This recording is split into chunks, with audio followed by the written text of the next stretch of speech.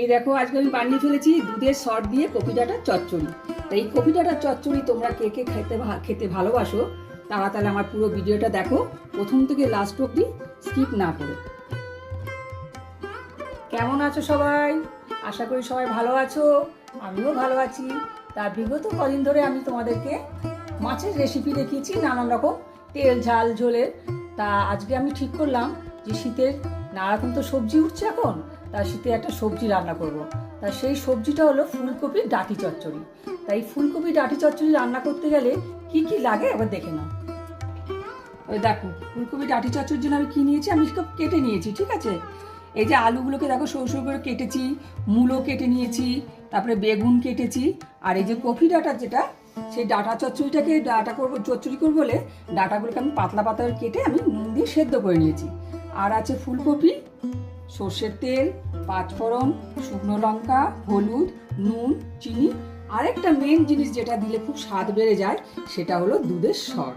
তাহলে চলো কি করে বানাই ডাঁটা চচ্চড়ি তোমাদের দেখাই আছে। কড়াই বসিয়ে দিয়েছি, এবার আমি কড়াইয়ে তেল দেব। তেলের পরিমাণটা সবজি অনুযায়ী তেল দেব, ঠিক আছে। এই দেখো তেল আমার গরম হয়ে গেছে, আমি তেলের মধ্যে একটা শুকনো লঙ্কা ফাটিয়ে দিয়ে দিলাম, আর দিচ্ছি অল্প একটু পাঁচফোড়ন। এরপর আমি দেব ফুলকপিটা।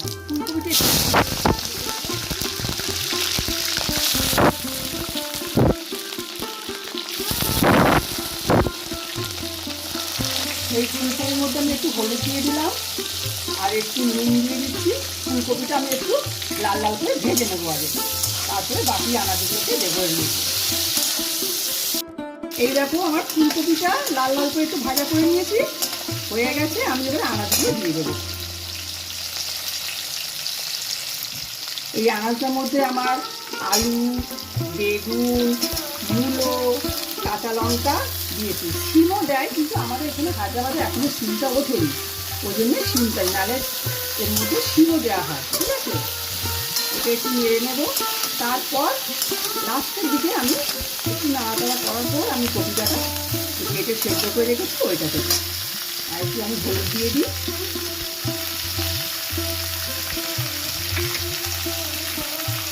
আর একটু নুন দিয়ে দিচ্ছি পরিমাণ মতো।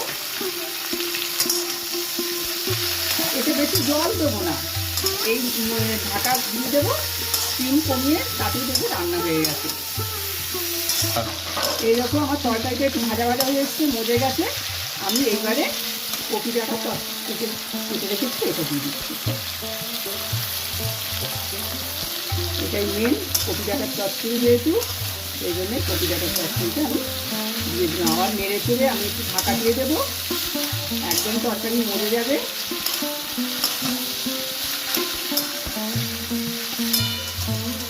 আমি এবারে তরকারিটা ঢাকা দিয়ে দেবো, স্টিমটা কমিয়ে। এই দেখো আমি এবার ঢাকাটা ধরে নিলাম। দেখো তরকারিটা হয়ে গেছে, একদম মজে গেছে তরকারি। দেখছো স্টিম কমিয়ে রেখেছি, আমি একটু স্টিমটা এবার বাড়াবো। দেখো তরকারি সব সেদ্ধ হয়ে গেছে, মজেও গেছে। এবারে আমি একটু চিনি দেবো। চচ্চড়ি মানে একটু মিষ্টি মিষ্টি হয়, তাহলে আমি একটু চিনি দিয়ে দিই। এই যে 1 চামচ মতো চিনি দেবো। এবার মিষ্টিটা তোমরা যে যেরকম খাও দেবে।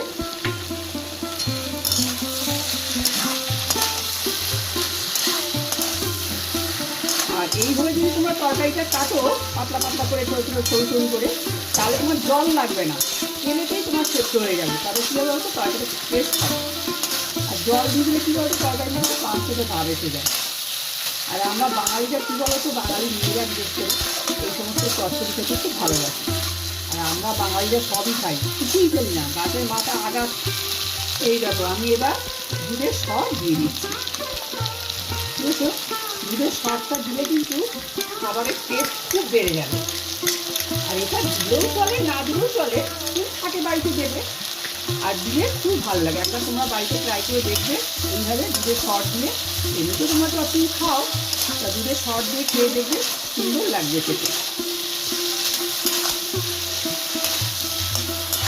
দেখো আমার তরকারি একদম রেডি, কপি ডাঁটার চচ্চড়ি। তোমাদের রেসিপিটা কেমন লাগলো আমাকে জানিও। আমার তরকারি হয়ে গেছে।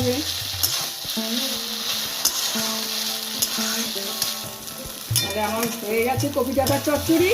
এবার আমি সার্ভ করে নিই, গ্যাসটা অফ করে দিলাম। এবার আমি তরকারি সার্ভ করব।